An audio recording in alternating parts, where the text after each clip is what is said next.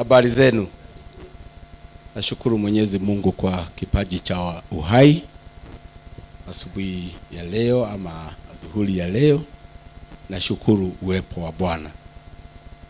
Kama yule mama alisema ni mara yake ya kwanza kufika Nairobi, na mimi pia niseme nashukuru Mungu kwa sababu ya kuwa na forum kama hii. Naitwa mchungaji Jenga, nimetoka Molo. Nilikuwa najaribu kutafuta dhimu ya leo ambayo naamini ya kwamba siko peke yangu, kwa sababu hatujapata shape kabisa ya safari hii yetu. Lakini inaendelea kujipanga. Kuna mambo mengine ambayo kama ni ya kiroho yanapita tu. Kuna msemo wa Kikuyu tunasemaga ndeto ithiragira itheroidi. Ningependa kama apostle angekuwa, lakini najua atapata nafasi ya kujua wale wanenaji wanasema nini. Wakati mnaposema mambo ya madhabahu ya umwagikaji wa damu Molo, nikikaa pale nimekumbuka historia ya Molo, kwa sababu mimi nimezaliwa Molo miaka sasa 64 years ago. Na nimezaliwa hapo Molo polisi. Nyumba ambayo nilizaliwa iko hapo polisi. Na historia yangu ya kuzaliwa hapo polisi imecoincide exactly na mambo haya mnayosema. Mambo ya clashes wa Kikuyu na Wajaruo, hawa ni vitukuu ama ni wajukuu wa mwagaji halisi wa damu. Nataka kuwapa historia yangu kwa sababu hapa hakuna watu wanashikwa. Mimi wazazi wangu walitoka upande wa hapa mahali wanaita Githogoyo, Kiambu, na babangu alikuwa mpiganaji. Wale ambao wanamjua tulimzika juzi na nyinyi, na mliona aliachilia ndefu kama mchungaji, na babangu alikuwa mpiganaji. Yeye ni mmoja wa wale watu waliokuwa wakisanya wa Kikuyu kwa mashamba. Kama wamekataa kujiunga na Mau, wale wakawa makachero wa Mau wabaki vijijini, wajue wenye kuuza wenzao kwa wazungu. Na akajulikana, akaletwa Molo kwa shamba ya Berisoi. Alikuwa tuwagwetaga kwa dama, ilikuwa ikiitwa kwa ndama. Huyu mzungu alipenda sana kucheza hizi kamari. Na akiwa pale, mamangu akawa mjamzito. Akiwa mjamzito, asubuhi moja babangu wakaua mzungu wa huku Mona, mahali askofu alikuwa ama kwao. Walikuwa wameenda kuiba kondoo, babangu na baba ya Shem, mnamjua, na baba ya na Mushogo na baba ya Flamingo. Wakaenda kuiba kondoo, wakaua mzungu huko, wakashikwa. Hapa Molo mahali Full Gospel iko, kuna store ya Plazza board. Hiyo ilikuwa bomba ya kuweka maharamia wa Mau. Kitendo hicho babangu walitenda asubuhi hiyo, kilifanya washikwe, na walikuwa wakishikwa pamoja na wake zao. Na walipoletwa pale kwa Plazza board, mama wa mchungaji ama mlinzi wa hawa maharamia alikuwa mzungu, akaja pale kuona maharamia wapi ambao wameletwa. Na hapo mama huyu, mke wa huyu mzungu, akaja akagundua kuna mama mjamzito hapo, na alionekana ni kama atajifungua. Wakiwa na mke wa kamwana. Huyu mama alifariki hapo Karoleni juzi, alikuwa msichana ameolewa. Walichukuliwa wakiwa wawili na huyo mke wa mzungu. Mimi nikiwa kwa tumbo ya mamangu. Siku hiyo walipofikishwa asubuhi. Sasa walikuwa wanaishi hapo polisi, na mamangu akapelekwa pale. Na nikazaliwa siku hiyo hapo polisi. Sijahama Molo hadi wa leo. Umwagikaji wa damu ulianza hapo kwa sababu watu ambao walikuwa wakitaka washikwe warudishwe reserve, wale wa huko walikuwa wakiwakataa ama wanaowaua. Kukatokea mzungu mmoja pia tulikuwa tunamuita Kamau Maithori, kuria kuretagwo kwa gavati. Si mnajua wale wa Molo? Hapo ndipo watu walikuwa kama wameokotwa huko, wanatolewa damu hapo, sijui inaenda kufanywa matabiko gani na wazungu kwa huyu mzungu mwingine ambaye ako next kwa Popilio. Next kwa twamwitaga jeli wake wa mkosa namba. Mkosa namba ni kusema gari ya kushika maharamia ilikuwa haiorodheshwi manamba ili isijulikane. Ilikuwa ni hali ya kijasusi. Hebu nikate hiyo story sasa.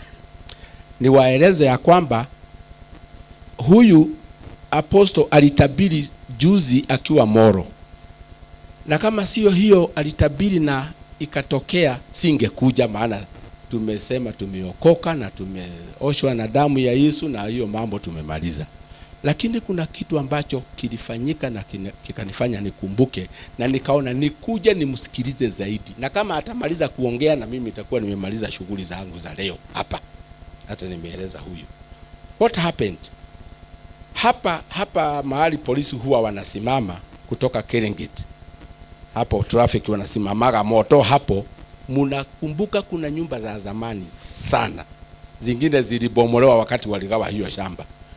Hapo ndipo palikuwa na screening center ya watu wakitolewa Serengeti ama wakienda Serengeti. Sababu watu wenye walikuwa naenda kuajiriwa lazima wangeitishwa passbook na waulizwe barua zao za transfer. So hapo ilikuwa hiyo. Pale Kifunja, hiyo nyumba ya mwisho mahali mnaona kuna children's home, hiyo ilikuwa ingine ukitoka upande wa Kifunja. Hapa Erubagon ilikuwa watu wakichunguzwa na mzee anaitwa Geshohe wa Kano. Wale wa Erubagon ni mume mudhurisho mwenye alikuwa anatembeaga na umbwa na huma ndefu. Kutoka upande wa Mau Summit kuna mahali walikuwa wanaita cement, ndio watu wanasema Mau Summit, sababu mzungu kuwa hapo hata yeye Wakikuyu wakamuita cement. Hizo zilikuwa gates za kuwaua wale ambao ripoti imefika ya kwamba wazee wenye watakuja hapa, mkiona mtu anaitwa Njenga ama Karanja ama Kariuki, huyo ni muhalifu huko Central, muue. Na walikuwa wakiulia hapo. Baadaye wakasongesha wakaleta hapa Kangawa. Kwa hivyo Molo kuna gates 4 za mauaji. Moja ni hiyo ya moto, ingine ni hii ya Erubagon, ingine ni pale kwa Gafat, ingine ni pale Mau Summit ukipita pale Randi. Hizo zilikuwa za kikoloni. Wacha nikuonyeshe unabii vile unavyofanyika saa hizi. Kutoka upande wa Nakuru kuna kaburi ambalo liko Julie Farm.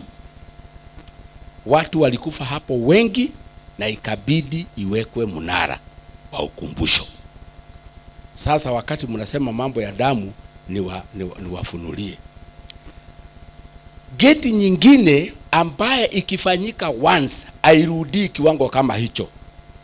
Nataka kusema aposto alipoachana na sisi Molo alikuja kusema tutakuja kuombea geti ngapi?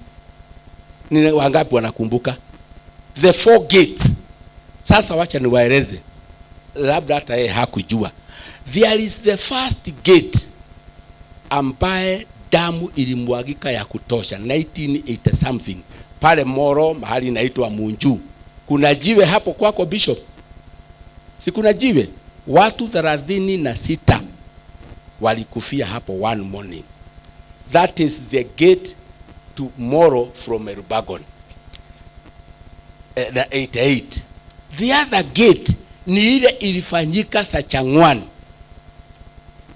Hapo hata kuna watoto wa ndugu yangu 5 wale walichomeka hapo. 200 and something. That gate is crossed. Wakati Bishop walikuja kusema tufunge gate, the only gate that is remaining na nitawaeleza. Sio ya Changwani iko? Si iko damu hapo na imewekwa ukumbusho?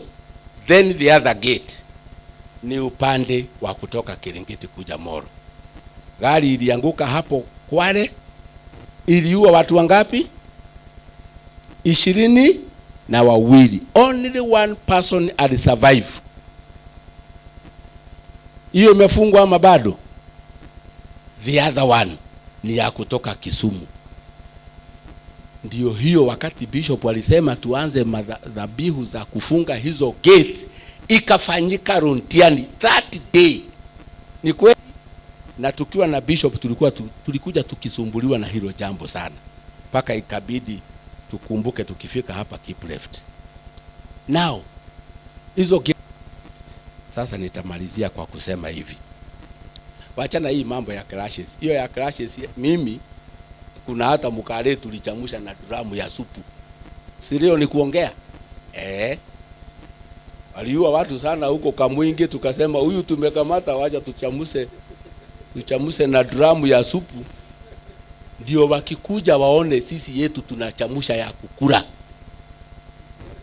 Ilikuwa propaganda kali sana.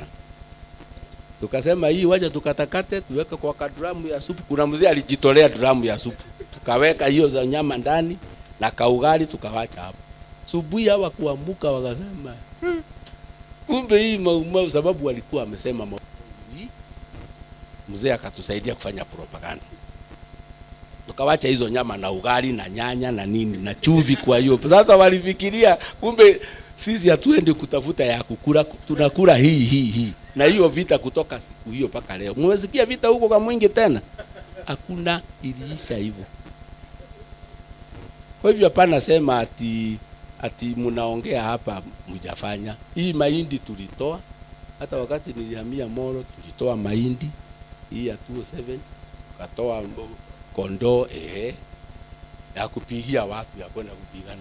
Siku moja tulituma wengine wakakuja wakiwa maiti kwa maberisoi huko na wapi na wapi. So hii vitu mnaambiwa na Mungu mutoe sauti, maana nyinyi ndio Ezekieli wa leo.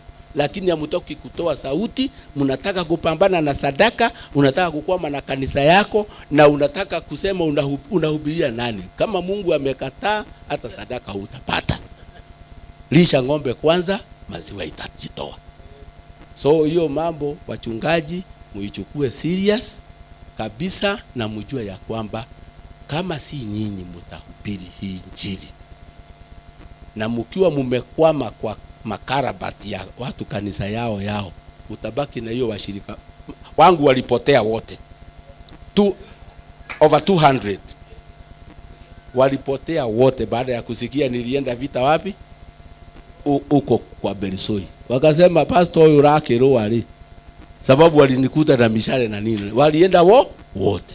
So hata hao umebaki na hawa wawili watatu, ogoroni oliaga nimekwehera nigetha wibange upya. Umenye ureka. Si Mungu wa uzima awabariki. Kwa hivyo mambo ya damu Molo, mkiongea muongee kwa ndani na muongee kutoka kwa moyo. Mungu wa uzima awabariki.